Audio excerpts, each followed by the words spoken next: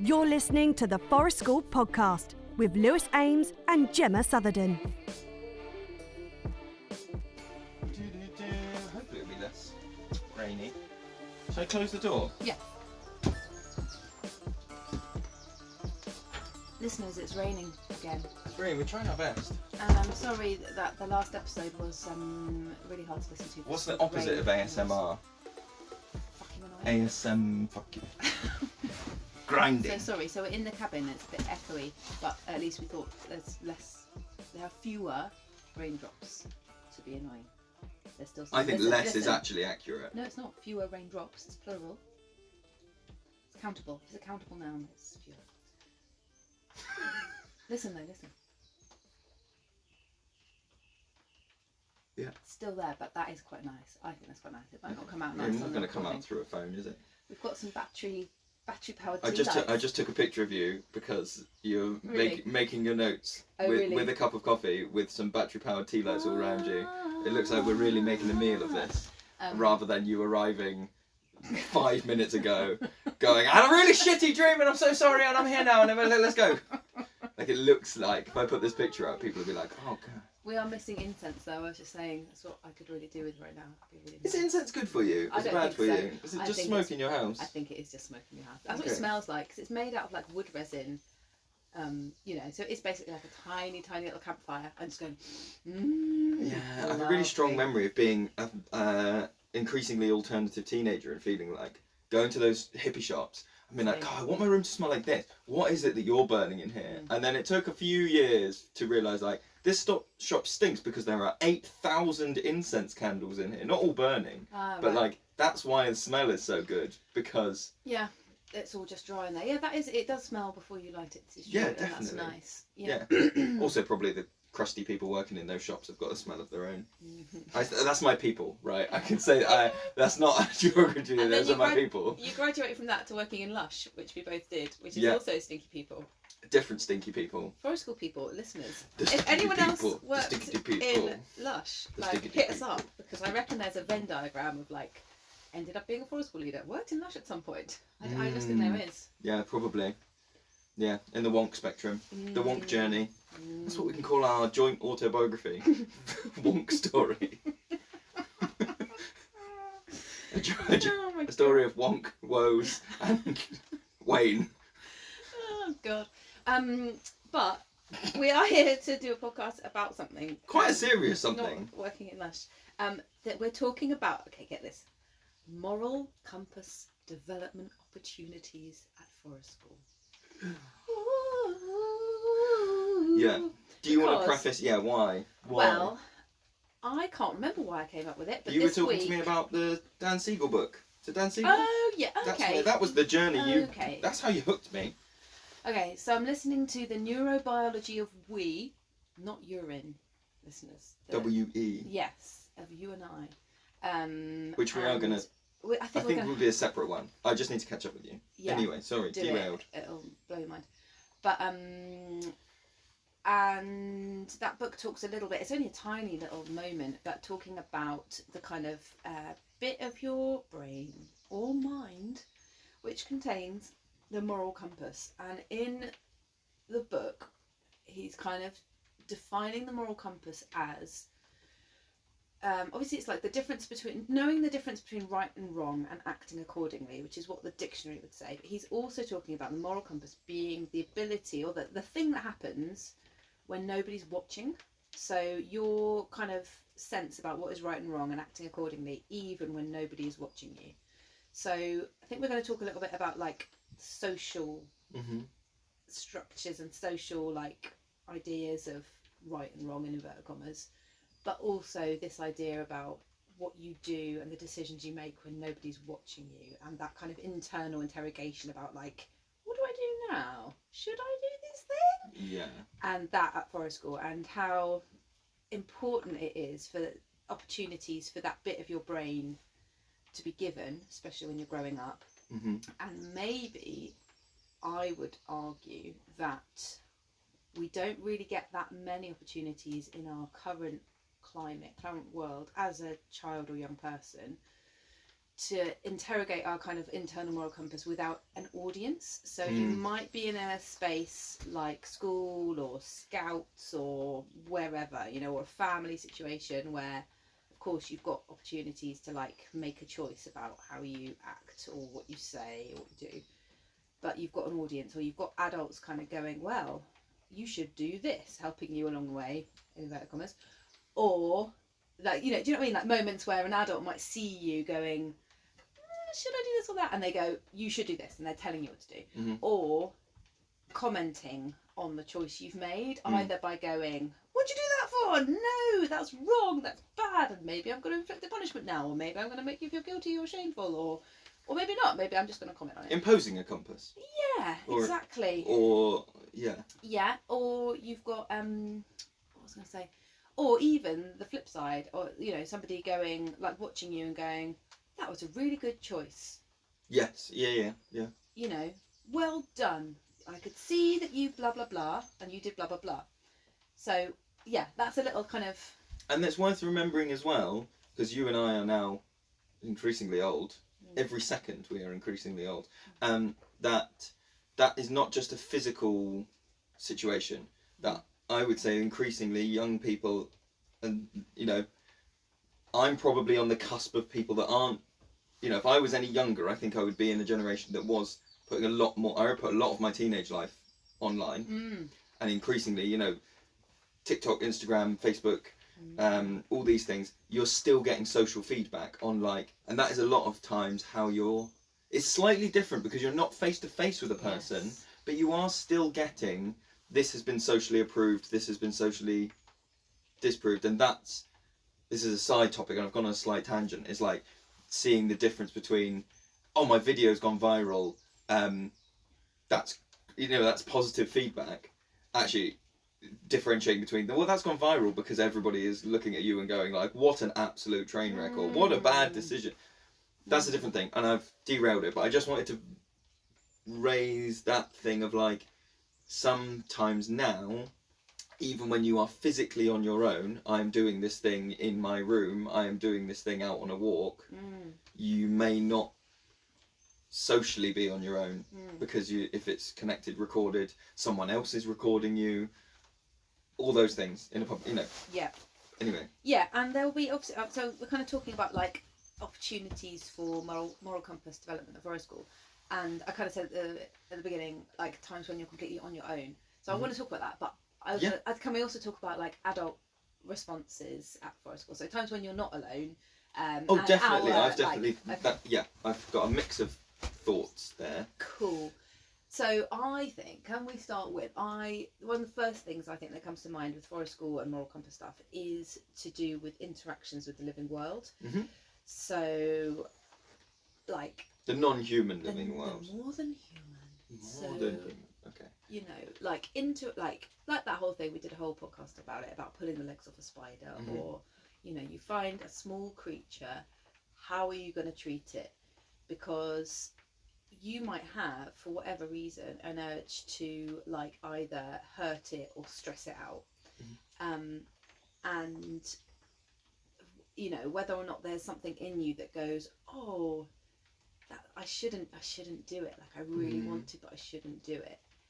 And whether that changes over time. So could you argue that most kids might not hold a woodlouse like every day, for example? Yeah, I think. But at Forest School, you might hold a woodlouse every day for a period of time if you want to and you're interested in it.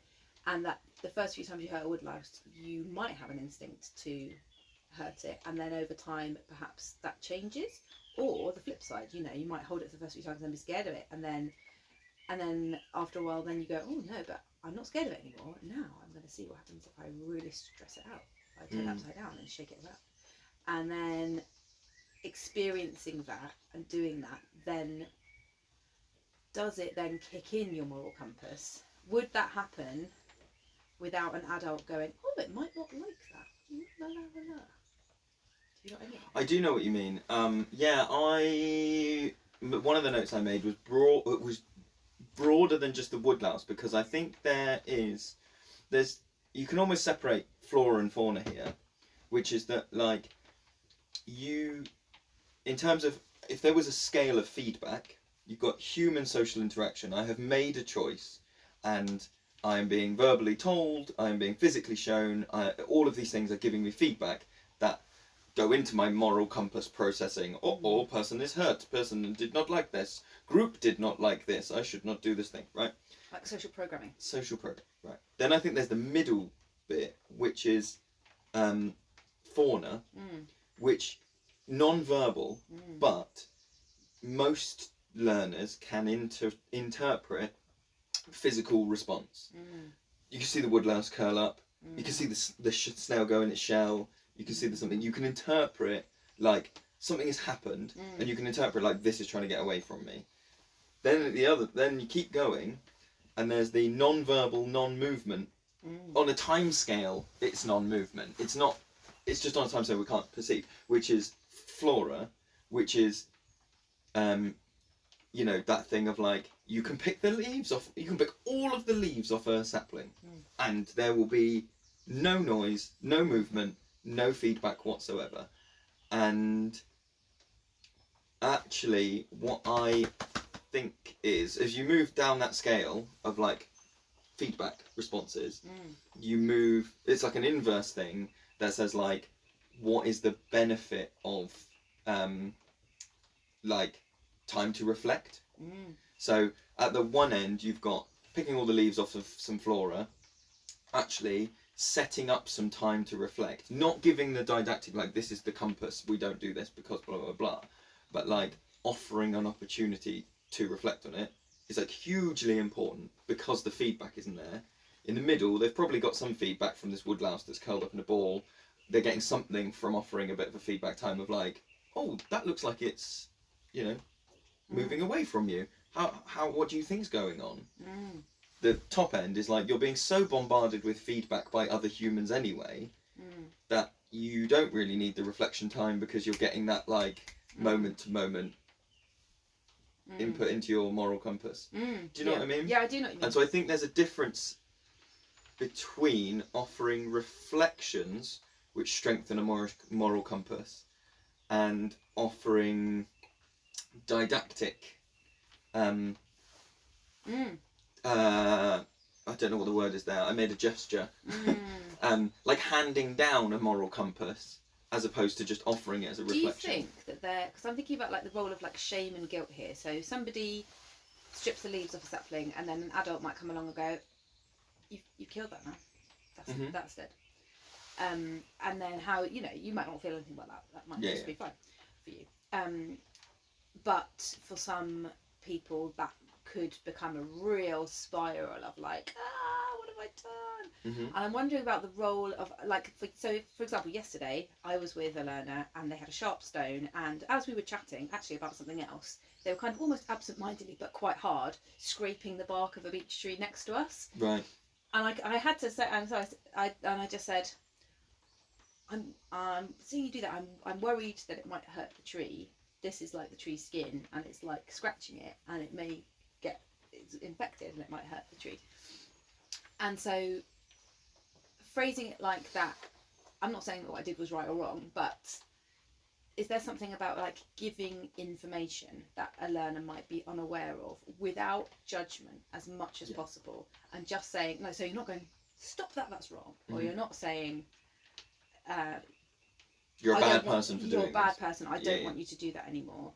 You're just saying, if you do that, this will happen. Or the tree is blah. This is similar to what we were talking to. So it's a bit more declarative, isn't it? It's Nick a declarative thing, and going, sorry, go on. No, I was going to say that's similar to what we were talking to Nick and Sunny and Rudy about, which is that we are like the guide, but in that sense we are like the mouthpiece. We're the mouthpiece for non-verbal entities. We hope, I guess that's all you can say, is like, we hope we are the mouthpiece, but we haven't been given that authority. We've given that authority to ourselves to say, I will speak for the woods. But at least you're doing it, and at least you're being an advocate, and at least you're modelling that. I'm not saying it's wrong, I'm just reflecting as I got there that I've put that on myself. I've given myself that badge to go, I will speak for the trees. Yeah. But if you don't, who will? No, I know. No. It's just I a think thought it's as a I got really there. interesting point, and I think I've definitely seen examples of learners developing that voice in a similar, because you do it and you model it, and then other learners are able to pass on that information to other learners who may not have it yet. So yeah, if you do that, or we won't pick too many leaves from the same tree, or I've heard learners say that, which might be a thing that we might say, but just to kind of just a sort of pointing out, like, if X then Y, and then that is the opportunity for the moral compass development within the person. So you're not saying you're not allowed to do that. You're not saying 5 leaves only from each tree, or we never do blah blah blah. Although we do say look after the woods, but maybe we'll come back to that in a bit. But less we do. That's the whole thing about like declarative language anyway, though, isn't it? That you are just pointing out something in a really non-judgmental way, so that then you are almost kickstarting, one would hope, the internal processes in the person you're speaking to go, oh, okay, they've said this and this. What do I do now? Like, it's for me to make a decision or to change my action or not. But what would you do if somebody didn't stop? Well, that's why I was just wondering, it's all very well and good saying, oh, this is declarative. But if you already know that, like, well, if they choose A, I'm going to step in. If they choose B, I'll let them carry, then it's not really declarative, it's a farce. But, so I'm not sure what I would do, other than to say that is, I think, where I would step in. And this is the thing where I think I have another thought, which is that, like, I would make it an I statement, and I would make it about my moral compass impacting what I do. And so I would say, I'm so sorry, I can't watch that happen to the tree. I can't let that happen to the tree. I can't watch that woodlouse be pummeled into the ground viciously or whatever. But I would try and make it about my moral compass, and I would try and make that statement not like you can't, it's I can't. So it's me doing a thing, right? Because I was thinking about like moral compass opportunities for development in other educational settings, right? And I was thinking about different educational places and how they operate that thing. So one of the things I know about Steiner education is that it's hugely prescriptive, looks very hippie-ish, is very prescriptive, but more so than any other education pedagogy I've come across, is prescriptive of home life. No screens before 13, we expect a nature table at home, we expect this level of participation from adults, blah, blah, blah. So this is a pedagogy that impacts home life. So it says this is the moral code of the pedagogy, you must carry it with you at school, at home, when you visit friends, all this stuff. And I'm sure that there are some schools who are more course, flexible. I'm picking things, right? This is not my area of expertise. Fully on board with being told that's not right. Sorry, I'm sorry, Clank. She's just hit me! Fucking hell, mate! I didn't hit you, I just grabbed the hat. Shitting, but my hat was in the washing up, of course. So, I'm so sorry! The washing up move. I'm so Sorry. Right, so there's one situation where you would have. So Steiner would be an example, but you could have any pedagogy. You're making silly faces at me now. We've been serious for too long. But let me get to my thought, because it's a good one. Sorry, go on. So one pedagogy goes, or some pedagogies will go, this has to carry with you your whole life. Yeah. Some pedagogies go, this is you arrive at school, say at 5, end of state school, let's say, and you go, you might have come with your own, they always talk about, like, in reception, it's that clashing of cultures of, like, whatever your home life is, all these kids come together and, and I was going to say hash it out, but they don't. What they get is, this is the school's moral compass, and you all need to learn that you adhere to your school's moral compass, your home moral compass at home, your school moral compass at school. We don't do that. These are the school rules. This is the thing.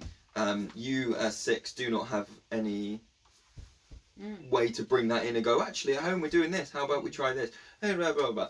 And I wondered then, I was thinking about particularly how we operate Forest School, because some people would operate Forest School in that spectrum there of like, these are the Forest School rules. One of the agreements is that you don't pick things. If you pick things, then you have to leave. I'm taking pick things as an example, but you know what I mean. There's like these are the Forest School rules. Whereas I would like to think, and it's not always perfect, and we're not always there, but our version of the moral compass here is a lot more of a coming together of ideas from all of the learners, like in a community sense, discussing what we are and aren't going to do, what we are and aren't okay with it, which is where and then to circle right back, that's where I was with the I statement of like, I can't let you do that thing, like I can't watch that happen, or oh, well, I don't want to play that thing. There's something about, like, so people who've been listening for a while won't find this new, but so I've been vegan for 10 years, and that's like, for me, that's a big moral compass thing, because it's for me it's an ethical choice. And so I was thinking about, how does that translate into this? Because it's not a Forest School, because you could go, Forest School is vegan, your lunch boxes have to be vegan, we only do this, we never hurt the animals, we do this thing, right? Actually, what we have is much more of a like, I am vegan, therefore the things I buy will be vegan. You eat whatever you want in your lunchbox, no issues. And we don't, we might have conversations about it, but we wouldn't be in a position of going, no, people that eat animals, personally I feel this, but I wouldn't have a conversation with a 6-year-old learner going like, well, because eating meat is morally abhorrent and all this stuff. Like, I would just go, okay, we've come together here, we eat this because it doesn't infringe on anyone's moral compass to do this thing. And I wondered if that transfers to other areas of our Forest School, where we go, what's the thing that we can all do that doesn't infringe on anyone's being, where like all of our moral codes overlap in this Venn diagram area, so that's what we agree is okay. I think that's really interesting. I think I'm thinking about watching play happen, and when it becomes like less dramatic than pulling the legs of a spider or smushing woodlouse into the ground. Sure. But like, for example, play which involves but like sweeping a lot of the forest floor to make enclosures for an imaginary zoo. So I watch that play happen, and I have two really strong thoughts, and one of them is, oh my god, I remember doing that type of play when I was a kid, except I wasn't in the woods, I was on my estate where I lived, and I was sweeping the gravel, like the loose gravel of the surface of the road, with a brush, and making mazes, making cleared spaces. Big mastery play. And I go, oh, that's a really interesting example of mastery play. I probably was about their age. This is really interesting. And it was all about like, oh no, but you can see the boundary, I've swept the thing. And I'm like, oof, that's really interesting. I've also got a bit of mind going, that is like the soil, and you're moving it, and you're exposing all the tree roots, and I really find this quite painful to watch. Even though it's not the same as smushing a woodlouse, I still had that like,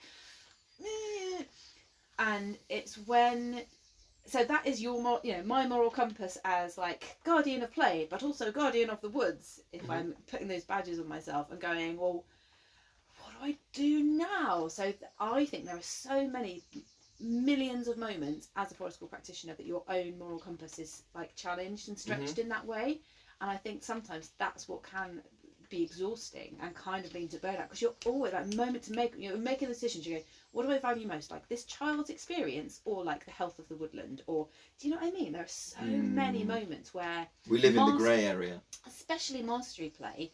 There's digging, and like, how does that affect like, how are you going to like mitigate that but still facilitate but mitigate all the blink in time? And that different adults have different moral compasses, of course, and so you might either be working with another adult, or there's parents involved or volunteers or whatever, and they might sort of allow something, in inverted commas, way more than you might, or might not. They don't have that same like feeling. Do you know what I mean? So you also have to take into account that you don't want to go, hey, like, I feel this about this thing. Or maybe you have a relationship where you can do that, and that's great. But what you're saying about kind of not being too, we never do this, or imposing your own moral compass too much on people, but voicing it. I like that thing of voicing it and going, I'm just explaining to you what's happening inside of me, which is something we do all the time, isn't it? All that thing of like, I'm just going to say my thought process out loud, and I wonder if blah, blah, blah, blah. And I think that is what I would hope to be modelling as a moral compass. So if we're thinking about, that thing of like, the learners that we have now are the adults they will be in however many years. That is how I hope to approach moral situations as an adult. In that, if someone has a different morality to me about a choice, about a like, I can't think of a very good example now, but there would be things like, let's say theft. Theft is one of those moral things, right? And so we're here in the UK, and there was recently a thing in the news yesterday where the chief of police, MP, whatever, the MP that like is then in charge of police commission. The police commission had put a formal request in for some leniency on people shoplifting food during the living wage crisis, and has been absolutely slapped down. This MP has said like, no, crime is unacceptable in any way. There is no reason to commit crime. Crime is crime. Crime is crime. Right? Hard moral line. Right? I think I would be in that position where I'm like, similar to, you take this down to a microcosm of a woodlouse, where there's some things where I go, like scraping the floor. Do you know what? That's not pushing my moral buttons. I'm gonna walk away from that, but I'm not gonna like invade someone else's space to put my morality on them, put my moral compass on them. When I would not be about saying you have to live how I perceive morally. It would be about me going, there's something morally that means I have to do something here. I'm not trying to change your moral compass. And this is like, it's a bit like trying to win an internet argument. Like, you're not going to change people's you're not going to change people's morality through that conversation. You can only like hold your own mortality. Fuck. Hold your own morality, model it, and move forwards with that. It's a bit I don't know. Yeah, and this is, I think, if we move like away from like the natural world, the more than human, and into like peer-to-peer relationships. So you put a post on our social media about like gunplay and warplay recently, and that was, in fact, Sarah Slocum messaged us, and I don't know if we replied saying, have we ever done a podcast on warplay? Yeah. Which we haven't yet, but it's kind of maybe coming in a little bit now. So sorry, Sarah, I didn't reply to her. Did you reply to her? No, we're not very organised people. Sorry, it was registered though, because we always say we love to hear from listeners, and then I feel bad if someone messages and we don't reply. So I'm sorry, but yes. So that set off a really interesting moral discussion, didn't it? With some practitioners going, "I'm sorry," but basically, essentially saying my moral compass doesn't allow me to let this happen. Like this is I am guardian of like peace or whatever, and my role in life is to model this, and therefore in order to do that, it's not acceptable for me to allow warplay to happen. And some people going, well, no, actually you've got to, I am guardian of play. Essentially they're not using these words, but that's the message they're going.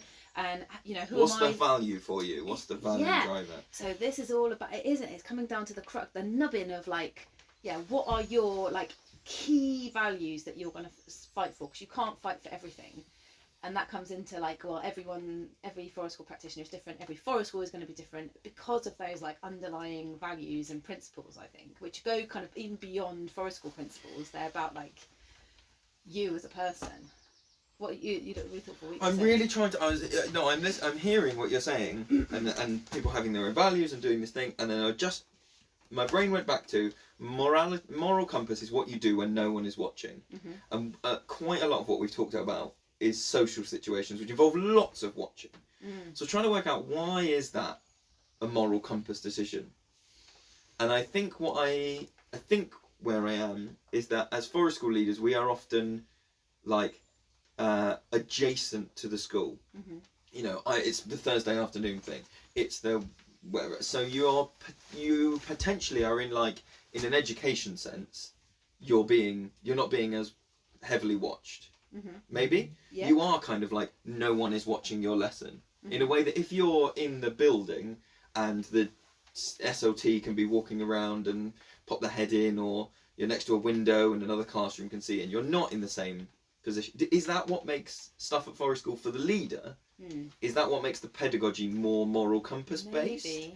Because we are often not unsupervised. Unsupervised. Yeah, we are unsupervised educators in a way that a lot of state education and indoor education isn't, and also because we have unless you are, because some settings I know will be photographing and videoing every square inch of what happens in their sessions for evidencing.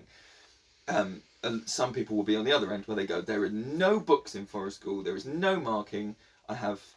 It's like the responsibility that comes with autonomy.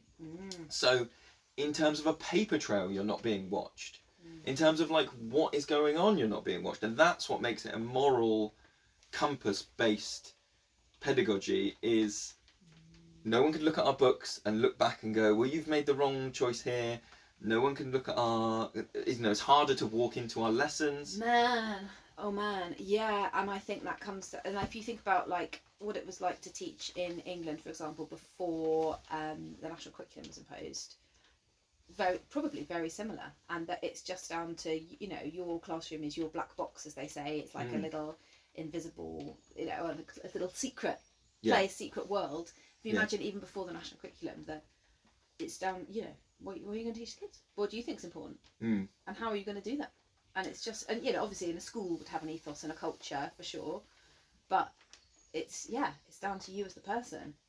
And but then if you think about Forest School again, so yes, agree, but then if you also think about Forest School as a sort of transition to a community-based, holistic setting where we talk about a lot of status, don't we? About, you know, yes, there are some things which the adult, the practitioner, is going to be like, we're doing it this way. But I think I want to be on a road of transition to, we are in the circle, we are a community, you know, just in the same way as I'm not always going to go, hey, we're doing this now. The learners are going to do that. That a lot of the moral compass stuff would come from them, and that's the kind of journey that you want to try and go on. So and also, that's like an additional step to talking about like the classroom. And that is where, to go back to where we were at the start, it's really important in terms of being high status, low status, that we are able to be low status with our moral compass, because we have to allow learners to get things wrong. Yes. That's where you are when you're shelving your moral compass. You're not doing a thing and saying, I don't care about this. You're actually saying, I care so much about this, I want to give you the learning experience of fully autonomous moral compass decisions. And even to the point where, so we're very fortunate in that our site is a hill, and I don't know if you've used it very much, but you know that lookout we've built right in the middle? Have you used it much? No, not much. Oh my god, it's incredible. You can see everything from up there, like the whole woods, right? And I've always really valued the ability that our woods has to secretly supervise, I'll say. So there's very rarely ever a time in our woods, because of how it's laid out, where children are like completely unsupervised, cannot be seen at all. Normally they can be seen in some capacity, maybe not like, it's like seen but not heard. That's exactly what I was going to say, that you know, you can watch from a distance and you can see a vibe, so you're there and ready to like run down if you can see that people really need a hand. And you can obviously watch body language and stuff, but you can't hear all the words that are spoken. And obviously there'll be times when people are making little dens or hiding in a tree or whatever, where there is privacy. Which is important. A level of supervision for safety, should we say. But yeah, I was thinking exactly the same thing, that a lot of the time our instincts as adults might be to just be like hovering too close. Actually, close enough. Perceivably close. We're then having an impact. To have an impact, even if it's just like, and sometimes you need to do that because you feel like there's a learner who just needs to know see out of the corner of your right. their eye, they're there. It's okay. I'm safe. Yeah. But especially with a longer established group, or group that you think can handle it, to be actually so far away that you can't hear what's being said, and to allow. Like you said this week, didn't you? You said about, because we were talking about, sorry if I've said this in the podcast those times, but that thing that I always remember from The Secret Life of 4-Year-Olds about like friendship and about like, you know, program, very morally dubious, like experiments for children in this program. But there were just some psychologists watching some interactions between some 4-year-olds in a playground. I think they were in a nursery class, and they were watching a couple of 4-year-olds being really horrible to another one and really like excluding them. No, you're not our friend anymore, so you can't use the slide because it's only the people in this thing. And they were commenting on it and going, God, this is really, really hard to watch. But actually what they're learning is what is friendship, and they're doing that. And later in the day, they were absolutely hanging out fine, completely fine. And it was just like, you know, could draw a graph of like what looks to us like absolute hatred and meanness to completely fine, really loving, you know, and it just goes up, down, up, down, up, down. And the psychologist was saying, this is how you learn what friendship is and how to be a good friend, by what does it feel like to be flipping horrible to somebody and really exclude them? What does it feel like to be on the other end of that? What does it feel like to forgive that and move on? And, you know, and that you have to kind of let, to a certain extent, of course, within reason. You don't want to traumatise anybody. No, we just neglect them. No. But that, you know, and I think you said this week, you walked past me, you know, like those moments of like adult kind of thing, like, I'm just doing this now. You did say like, gotta let them break it to make it, or something like that. You know, and I can't remember why, but it went, you know. I remember why. Do you? Okay. It was someone who'd come up and just, it's the first time this learner had ever said anything. Yeah. And they just came up to me and went, it's okay, I've told them I'm not their friend anymore. Oh yeah. And like, this learner had never been through that thing before. Yeah. And it was like, it just hit me of like, God, that's heart-wrenching. Yeah. And then my sort of leader brain kicked in and went like, no, it's okay. Yeah. And actually, so this is where I think there's an interesting moral thing. And I wonder if this is different in different countries. Mm-hmm. Or cultures. Cultures, sure. Because I think, so we're obviously in the Western world, and the Western world's got this thing of like, some places in the Western world have got this real puritanical vibe, you know? In that for lots of things, like one transgression is like a write-off, right? If you are not living a perfectly moral life, then that is horrendous, right? In the same, and you can apply that in lots of different ways. Some people will apply that politically. Well, if you have any views which are in the green team or in the blue team, then you're a horrible person, and how can I even talk to you? And like, oh well, if you're, you know, if you've ever stolen something, then you're a bad person. You're morally corrupt and blah blah blah. And like, sometimes I think that trickles down into learners, where, so it's that thing of like they need to break it to make it. But take an extreme example. I feel like everybody has heard that thing of like, serial killers often torture animals when they're children. You know, like they go back and they go there and they go, he used to torture dogs, he used to pull the tails off cats or bullshit, right? And so that gets stuck in people's heads. Or this idea that like anything morally reprehensible in children is a sign that they will be morally abhorrent adults, therefore must be stamped out, get the fuck rid of it, right? Yeah, otherwise it's going to accelerate. Or this is just going to go and go and go, right? Because they're showing me that morality it's growth mindset, fixed mindset. It's growth morality, fixed morality. Where you go, this person can do this thing, is morally capable of holding a woodlouse and punching it into their own palm at 5. Therefore, when they're an adult, they will probably also be able to do that. Can I make a point there? No. Or you want to... Yeah, no, do it. Oh, God. So, yes, and what about if... This is tortured. Your face is making all of the expressions. Because, do you know what I've written? So listening to you, I'm going, okay, well, yeah, kid makes a mistake or like a morally dubious choice. adult goes, oh my god, that's evil! Fucking don't do the fucking evil thing! Fucking evil person! Blah! Sure. Thinking, I'm snapping this out. I am going to stop them doing that thing. I've written shame and guilt. So, you know, you're talking about like, oh, you know, the evil thing will make an evil teenager, will make an evil adult. Yeah. I've gone shame and guilt. Arrow, low self-esteem. Arrow, self-sabotage. Arrow, repeated behaviours. And that I wonder whether Oh, can you put some verbs in between those words? Because So- I know what you mean, but people listening Yes. might not. So what about if, like, I believe that humans want to be successful. They want to be good in inverted commas, and that you might argue what does good look like? What does moral goodness look like? And it being about like fitting into the world, about like acting with responsibility and care towards other humans and non-human elements of the world, and therefore being in that kind of reciprocal cycle of like, I've done a good thing, I've done a positive action, that makes me feel good, I will do more of it, people will be nice to me, the world will like me. Yeah, self-worth. Continuing. And that where you get the opposite of that, and a spiral of like, oh, I did a bad thing, I'm going to do more bad things, oh my god, I'm doing bad things all the time. Yeah. That maybe there's a thing there about like, you know, making a mistake, being hammered on by an adult that you value in your life. And you already know you've made the mistake. You know That's you've the thing. made a You've mistake, reflected and on not it. only has it been pointed out to you that you've made a mistake or your action had a consequence, but it's been you have been made to feel like the shame and the guilt of doing that. And then you go, oh, I'm a shit person. Well, you know, I've fucked it now, so I might as well carry on fucking it up. And that's what I do. That's what I do now. That's who I am. You know, I've got low self-esteem, so why would I ever bother trying to do the right thing? And just as I was listening to you there, like as an adult, you might have this, like, I want the best for my child, therefore I will really stop them doing that bad thing.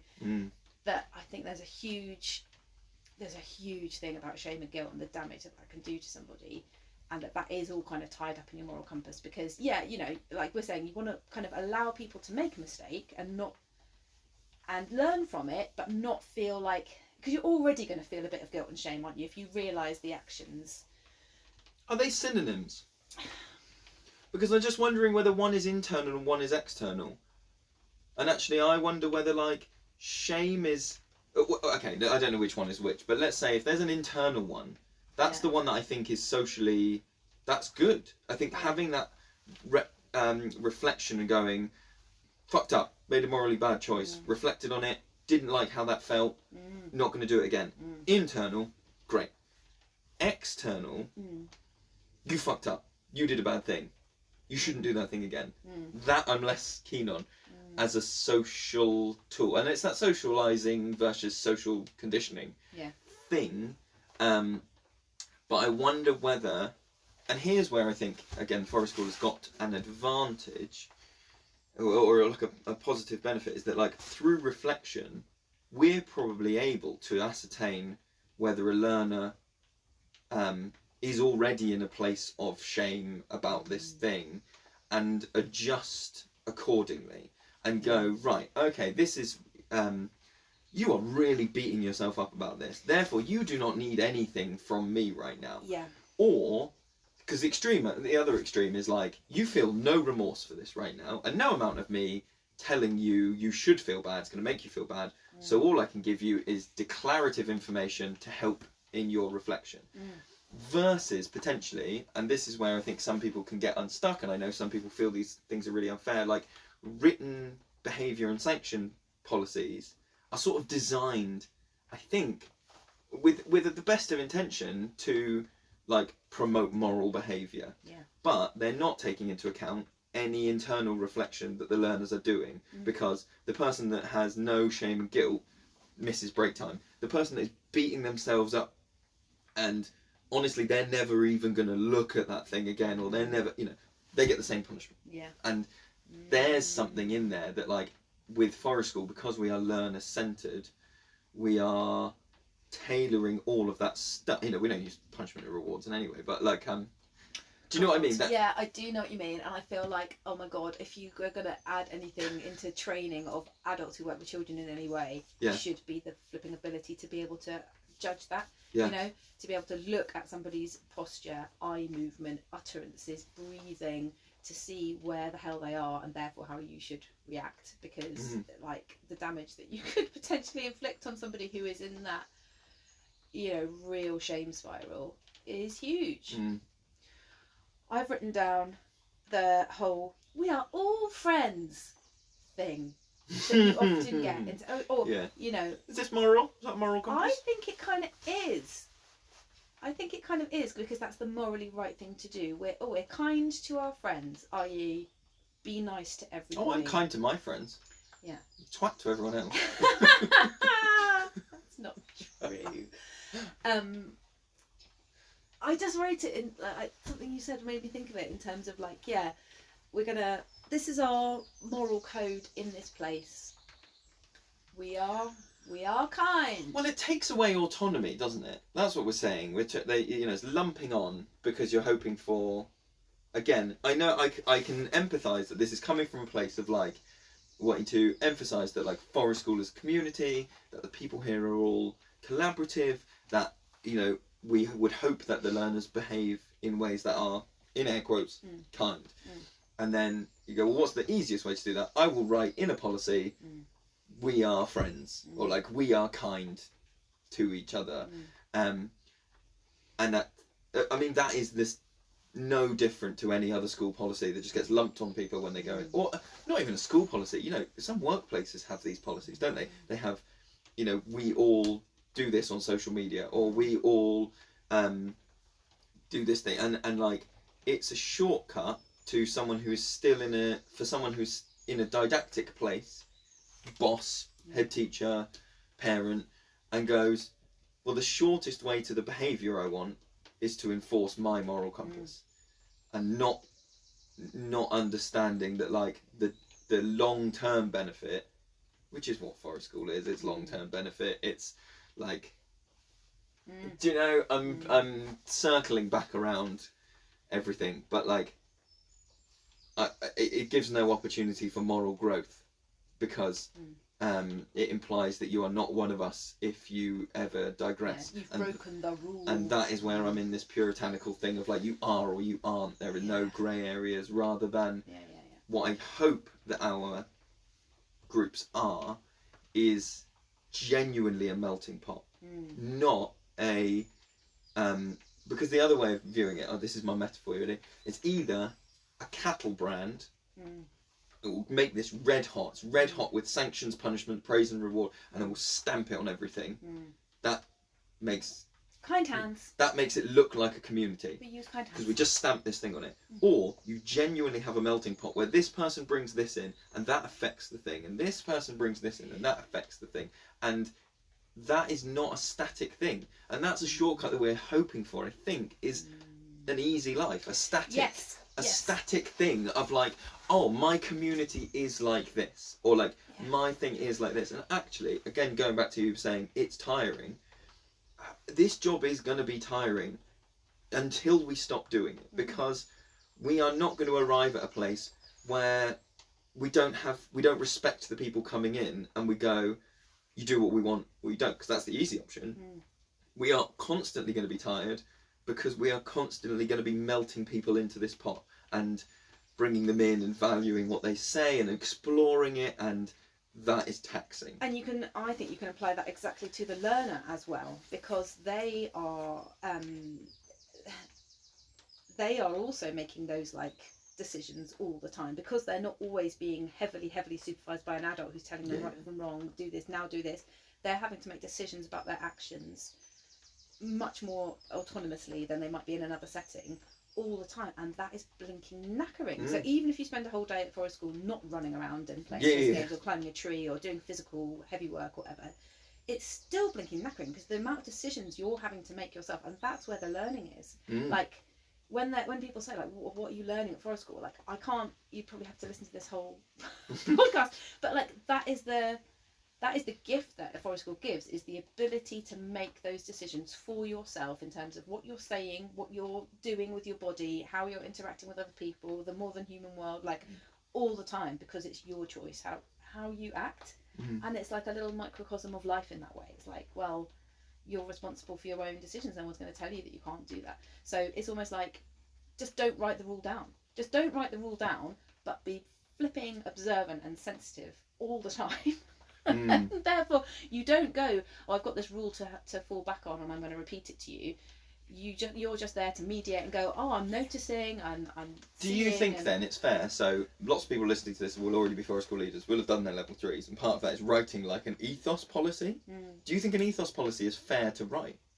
Because I think if you and I had this conversation and then we went and sat and tried to write one now, I think we would end up in a weird place where we just put like, we try and respect the views and morality of everyone that comes and discuss share, declaratively share the outcome. Like. Yeah, well, I think that is an ethos, and I think it's an approach. It is an ethos, but are we setting people? Is it setting people up to fail because an ethos policy normally means what are you imposing moralistically? No, because I think it can be what you value, and so you could. But what about when different learners come and they value different things? No, but it's like, what if you're trying to do an organisation's values? What does the organisation value? The organisation values the values of others. Yes, mate. Get out of that one. Oh, mate, we have to stop now because we've got a session. But like if I had more time, I want to talk about storytelling and their like moral opportunities through listening and creating stories. I want to talk about that. I wanted to talk about like the thing about like things people have made, like the remains of play, and then other groups coming on, and like all those moments. Like, oh, can I think this might be a two-parter. I think we might need to come back to this. Let's do it. I think this might need to be let's go do some forest school and then